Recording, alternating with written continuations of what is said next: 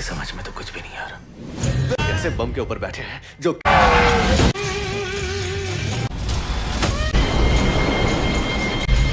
जहाज पर मौजूद सभी लोग कोई ना कोई सपना जरूर देख रहे थे, जिसमें वो अपने पास्ट में घटी हुई कोई भयानक घटना को देखकर अचानक से जाग जाते थे। इस तरह का एक सपना लिंग यी को भी आता है, जिसमें वो अपने आप को एक बॉक्स में बंद समुद्र की गहराई में डूबते हुए देखती है, जिसके बाद अचानक वह जाग जाती है। लिंग यी तैयार होकर फर्स्ट क्लास के डाइनिंग एरिया में आ जाती है, जहाँ पर वर्जीनिया लिंग यी के माँ के साथ बैठी हुई थी। वर्जीनिया लिंग यी को नाश्ता करने के बाद अपने कमरे में बुलाती है, क्योंकि वर्जीनिया लिंग यी को चेक करना चाहती थी, जिससे उसे पता चलता है कि लिंग यी अभी तक वर्जिन है। क्योंकि वर्जीनिया एक डीलर होती है, तो उसे लिंग यी के जरिए अधिक पैसा कमाने का मौका मिल गया था। लेकिन वर्जीनिया के पास आते हुए लिंग यी को पता नहीं था कि वर्जीनिया उससे क्या काम करवाना चाहती थी। वहीं दूसरी तरफ वो लड़की जो मर गई थी, उसका भाई और परिवार वाले उसे ढूंढ रहे थे, जबकि कैप्टन आइक और मोरा एक डॉक्टर से उस लड़की की जांच कराते हैं, जिससे उसके मरने का कारण पता चल सके। लेकिन डॉक्टर उसे प्राकृतिक मौत बताकर वहां से चला जाता है, क्योंकि उस लड़की के शरीर पर किसी चोट के निशान नहीं थे और न ही जहर देने के कोई संकेत थे। तभी जहाज की रफ्तार अचानक कम हो जाती है। आइक और सेबेस्टियन तुरंत डेक की तरफ भागते हैं। वे ऊपर जाकर देखते हैं कि मौसम तो काफी खराब हो चुका है और वहाँ पर इतना कोहरा होता है कि उनका आगे बढ़ना अब बिल्कुल नामुमकिन था, इसलिए उन्हें जहाज को वहीं रोकना पड़ता है। उसके बाद आइक मोरो को वही रिबन दिखाता है जो उसे प्रोमीथियस जहाज पर मिला था। आइक मोरो को बताता है कि उसकी बेटी और बीवी 2 साल पहले आग में जलने के कारण मारे जा चुके हैं, और ये रिबन जो उसे प्रोमीथियस जहाज पर मिला था, ये उसकी बेटी का रिबन है। तो ये रिबन प्रोमीथियस जहाज पर कैसे आया? और उसने कल अपनी बेटी को देखा था जो इस दुनिया में है ही नहीं। तब मोरो उससे कहती है कि ये सब दिमाग के इलेक्ट्रिकल इम्पल्सिस के कारण होता है, जो हमारी यादों में होता है तो हमें लगता है कि वो हमारे सामने है, और इस तरह के इम्पल्सिस को ज्यादा सीरियसली नहीं लेना चाहिए। तब कैप्टन आइक सच को जानने का फैसला करता है। तब आइक मोरो से कहता है कि वो किसी भी हालत में सच का पता लगा कर रहेगा, जिसके लिए आइक वापस प्रोमीथियस पर जाने का फैसला करता है, क्योंकि प्रोमीथियस पर क्या हुआ था ये सब कैप्टन ने अपनी लॉग बुक में जरूर लिखा होगा,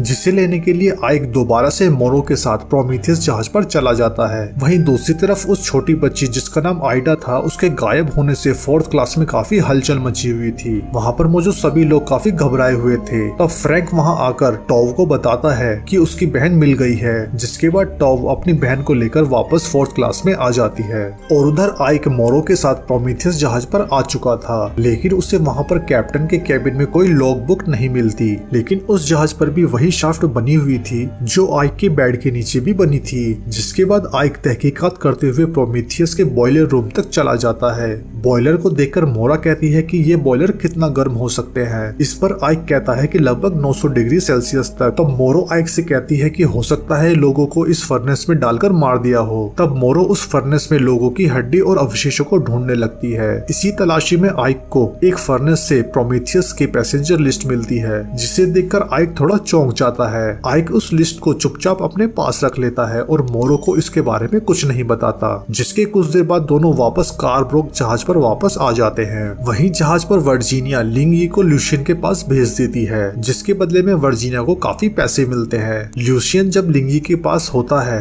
तब उसका शरीर बहुत तेजी से कांपने लगता है। ये उसकी एक पुरानी बीमारी थी जो समय समय के दौरान उसे दौरा पड़ता रहता था। और बाहर फ्रेंच को अब और लोगों की लाशें मिलने लगी थी और लाशों का मिलने का सिलसिला अब बढ़ता चला जा रहा था, जिसके बाद फ्रेंच कैप्टन से बगावत कर देता है और हथियार उठाकर 4थे दर्जे के लोगों को अपने साथ मिला लेता है। कैप्टन आइक को वो पैसेंजर लिस्ट जो प्रोमीथियस से मिली थी, उस लिस्ट में मोरा का नाम भी होता है, जिससे आइक काफी कंफ्यूजन में था। उसे लगता है कि इस जहाज पर जो हो रहा है उसमें मोरा शामिल है। मोरो जब अपने कमरे के बाहर थी तब डेनियल उससे कहता है कि क्या तुम इस जहाज को वापस मोड़ने के फैसले को सही मानती हो? तभी वहाँ से फ्रेंच कुछ लोगों के साथ कार्ब्रोक जहाज को वापस अमेरिका की तरफ मोड़ने के लिए जा रहा था। रमीरो तुरंत इस बात की जानकारी कैप्टन आइक को देता है। तभी वहाँ पर जहाज के बाकी लोग आ जाते हैं और वाइस कैप्टन सेबेस्टियन को बंदी बना लेते हैं और जहाज को वापस अमेरिका की तरफ मोड़ देते हैं। वही डेनियल अपनी जेब से एक अजीब सा रिमोट निकालता है और उसमें से कुछ कोड इनपुट करता है, जिससे कार्ब्रोक जहाज में लगा एक इलेक्ट्रिकल सर्किट एक्टिवेट होता है और उस जहाज के आसपास मौजूद पूरे कोहरे के साथ पूरा जहाज गायब हो जाता है।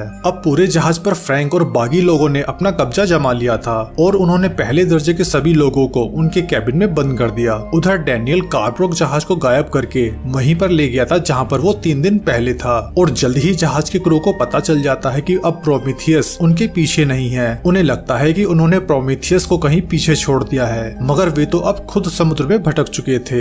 दूसरी तरफ बागियों ने सेबेस्टियन को भी बंदी बनाया हुआ था। वे लोग सेबेस्टियन से पूछते हैं कि आखिर इस जहाज के लोग मारे क्यों जा रहे हैं। तब सेबेस्टियन उन्हें बताता है कि जब से वो बच्चा जो प्रोमीथियस जहाज से आया था तभी से इस जहाज पर महामारी फैल गई और सभी लोग मारे जा रहे हैं। तब वे बागी उस बच्चे को मारने के लिए ढूंढना शुरू कर देते हैं। वहीं मोरा कैप्टन आइक तक जाने की कोशिश करती है, मगर इसी दौरान वह पकड़ी जाती है। वहीं कैप्टन आइक रमीरो की हेल्प से तहखाने से भागने में कामयाब हो जाता है। सेबेस्टियन बागियों के साथ उस बच्चे को ढूंढते हुए मोरा के कमरे तक आ जाते हैं, लेकिन वो बच्चा उन्हें वहाँ पर कहीं नहीं मिलता, क्योंकि वो बच्चा मोरा के बेड के नीचे एक रहस्यमयी शाफ्ट में छिपा हुआ था, जिसके बारे में खुद मोरा को भी कुछ नहीं पता था। दूसरी तरफ डैनियल जहाज के इंजन रूम में जाकर अपने रिमोट से एक इलेक्ट्रिकल इंस्ट्रूमेंट को एक्टिव कर देता है। वहीं दूसरी ओर सभी लोग उस बच्चे को पूरे जहाज में ढूंढ रहे थे, मगर वो उन्हें कहीं नहीं मिल रहा था। कुछ देर बाद वो बच्चा बाहर आ जाता है। मोरा उससे पूछती है कि आखिर यह सब क्या हो रहा है, मगर वो बच्चा बिल्कुल शांत रहता है। और वहीं जेरोम भी कैप्टन आइक का साथ देने पहुंच जाता है, जिसके बाद कैप्टन आइक कुछ लोगों के साथ एक नाव लेकर वहां से निकलने लगता है और उधर वो बच्चा मोरा को लेकर आइक तक पहुंच जाता है। जब मोरा जहाज के बाहरी हिस्से पर आ रही थी तब क्रेस्टर उसे देख लेता है, जिसके बाद क्रेस्टर फ्रेंच को लेकर वहां पर पहुंच जाता है, क्योंकि वे किसी भी तरह से उस बच्चे को मारना चाहते थे। फ्रेंच जब उस बच्चे को ले जा रहा था तो जेरोम उसे बचाने की कोशिश करता है, लेकिन फ्रेंच उसे गोली मार देता है, जिसके बाद जेरोम अपनी पुरानी यादों में खो जाता है। लेकिन जेरोम अभी मरा नहीं था, वो तो जिंदा बच गया था।